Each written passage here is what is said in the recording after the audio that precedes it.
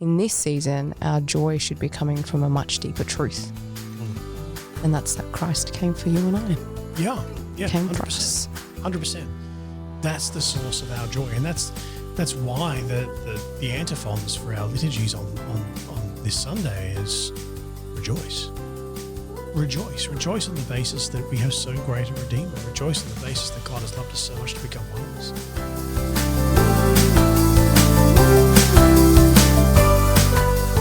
Hello and welcome to this week's episode of Living Fullness. I'm Stina Constantine, and joining me on the podcast is Father Sean Burns. Each week you'll hear us chat about a range of topics from virtue to relationships, comments on cultural shifts and lessons we're learning as we go along. And we are always so happy to have you join us. So sit back and enjoy being part of a conversation with a couple of friends. Hey, Padre. Hey, how you going? Doing good. How are you? The way. I'm going well. Thank you, Stina. That's the way. What's been happening? What hasn't been happening? Okay. It's the end of the year. Things are winding up. Schools are winding up. I'm winding up. We're all Winding up. We're all Not winding down. But yeah, it's all just sort of full steam ahead up until Christmas. So Yeah. How about yourself? I've just been kind of like in recipe hunting mode. We've got our family group Christmas party coming up. Oh yeah. So we're all kind of bringing something. We've all been given something to kind of bring, and I'm just kind of like, yes, okay, what kind of recipe will I do for this? So yeah, just recipe hunting. Awesome. Very cool. Yeah, which is always a bit of fun. Yeah, that's cooking is fun. Yeah. When you're not stressed about it, it's good. Yeah. It's very fun. Yeah, absolutely. Yeah. All right, so we're on our third episode for Advent in this Advent season. What kind of theme are we going with today, Padre? Joy. Woohoo. Rejoicing. Yes. We are heading up to the Sunday that we typically call Gaudete Sunday. And I always get confused between Gaudete Sunday and Laetare Sunday. Gaudete Sunday is Advent. Laetare Sunday is Lent. And when I have to think about it, I go, Laetare starts with L, Lent starts with L, Laetare is for Lent. Yeah, so, the other one's for Advent. The other one's for Advent. So, G's closer to A? I don't yeah. know. Yeah. I don't know. Yeah. I just eliminate Lent and figure that one must be so. But so Gaudete Sunday, and we're it's the Sunday where we remember to rejoice that we're actually preparing for something that is beautiful and glorious, and in the Lord's coming into our hearts. He's coming again. He's coming at Christmas. That it's and it kind of does mark the shift where we really start focusing on the Christmas aspect as well. So. What do you mean shift and focusing on the Christmas aspect? Well, prior to this point, we've really been focusing on the coming of our Lord Jesus Christ again. Yeah. And so the Christmas aspect from here starts to take a bit of a okay. Mm-hmm. Yeah. Yeah, I see what you're saying.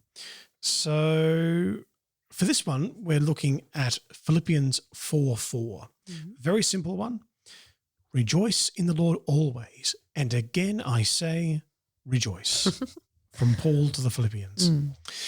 And so in a season of penance, we're reminded of the importance of joy. We're reminded that we are Christians and we have a reason to rejoice. The reason is that Christ is to be born to us and in us and for us, that we might have new and everlasting life, a joy that has no end, and I think a joy that is not circumstantial, a joy that doesn't depend on whatever's happening in our lives at any given moment. It's a joy that is the result of a relationship. And so this is a really great opportunity just to sort of take stock of our attitudes in regards joy and Christmas, right? So perhaps firstly, are we joyful in this season? Are we beaten down by the cringiness of the world? Trying to make Christmas about rotund bearded man, or about boycotting Christmas because the gifts aren't good for the environment, or all that wrapping paper, or something like it's sort of I think with the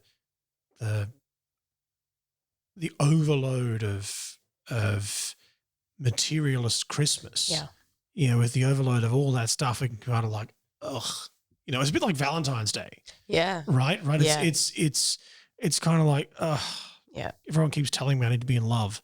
And it's all you're doing is killing my all love. you're doing is killing my love right now. It's oh, look, my will to live just went off into the ether. No, but it's sort of, it's like the world is pushing down. This is a joyful season. You have to be joyful. And here's all the ways that you're going to be joyful. Look, buy this and this and this and this and be for this cause and that cause. And it's like, you know what? I'm not buying it. Yeah. And it's not, and like there's so much sales in that insofar as it's not even about like selfishness. So we can say, well, I don't want to buy X, Y, Z because I don't want all these material possessions and, because that's selfish and blah, blah, blah. But the marketing's not even about that. It's guilt tripping you to get it for somebody else. Right. So don't be selfish. Exactly. But oh my goodness, you could not buy that for this other person. Yeah. Like what does this other person mean for you? You must buy it, right? And that actually happens at a lot of Father's Day, Mother's Day. Yeah. That happens a lot, right? Yeah. It's like, essentially a lot of the ads are, do you love your dad? Yeah. It's true. Do you love your dad? It's true. Because if you love your dad, you're going to buy dad this drill, right? Yeah. It's it's kind of messed up, So I think sort of quantifying our love in terms of monetary stuff and sort of physical things is just it's a recipe for hopelessness and for despair, because it's really trying to locate our love in something material that's not even a person, and it's just it's a complete and total antithesis of joy, right? So how do we be joyful this season? Are we actually joyful this season? Are we connected with others this season? Because I think that's the key to joy. The key to joy isn't what I buy. It's not what I consume. It's not whatever ideology I choose to promote. The key to joy is connection. Connection first and foremost with God, and secondly, connection with others as well. Yeah. And I mean, if we're not struggling to find joy in this season, then I think the next thing is also to ask, well, where do we find the joy as well? And just taking a bit of a stock of that. Because the core of our joy in this season about, maybe coming together as a family that you haven't, maybe this family that you haven't seen in a while, or, you live apart, or, something like that. Or maybe it's about looking forward to travel. I know a lot of people actually go away during this time, or, preparing a meal for your loved ones, or sharing gifts, or surprising your colleagues or your friends, or it's about decorations, like being able to put up lots of fun stuff. Or a lot of what's happening now too is that there's this idea of Christmas is for children. Oh yeah. So is it just about watching children and their reactions to the gifts and, what Santa means to them and that kind of thing? Is that where we're drawing on our joy, or maybe even like milestones, a child's first Christmas or a couple's first Christmas, or meeting the family for the first time, first family Christmas, that kind of thing. Like, is it about the milestones? Is that what we're drawing on our joy? Because there isn't like anything wrong in delighting in those moments and in those opportunities. But if that's as far as our joy goes in this season, we're not digging far enough. That shouldn't be the core of where our joy comes from. It's good that we see beauty and goodness and delight in all of those things, but in this season, our joy should be coming from a much deeper truth, and that's that Christ came for you and I. Yeah, came 100%, for us. 100%. That's the source of our joy, and that's why the antiphons for our liturgies on this Sunday is rejoice. Rejoice on the basis that we have so great a Redeemer. Rejoice on the basis that God has loved us so much to become one of us. Rejoice that Christ is born, that darkness is dispelled, that new life and light has dawned, and that we're invited to participate intimately in this life and light. That's the source and the place of our joy. That's where we're coming from. So I guess how can we cultivate an environment where that joy sort of flourishes. Yeah. I mean, it is about making opportunities like those connection opportunities you spoke about before, both spiritual connection, also connecting with people, family, friends, so on. Embrace those milestones, do what make the most of those things. But the source of the joy should be coming from a much deeper place. So we actually need to be going back. And look, we've repeated this twice in the last couple of episodes. We need to be able to retreat to be able to come to a place of, well, where is the start of my joy?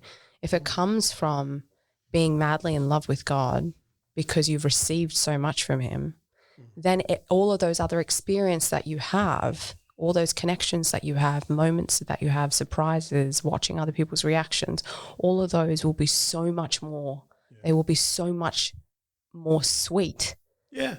Because we know how deep that love actually runs. It's not those things that are giving us the joy. It's not those things that are making us, delighting us to the nth degree. It's that much deeper truth. That's right.